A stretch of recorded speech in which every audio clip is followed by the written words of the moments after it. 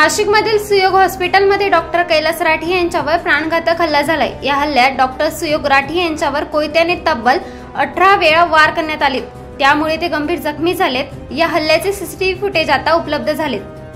त्यातील दृश्यांप्रमाणे अतिशय धारदार शस्त्राने आरोपीने डॉक्टर राठी यांच्यावर डोक्यावर आणि मानेवर सपासप वार केलेत।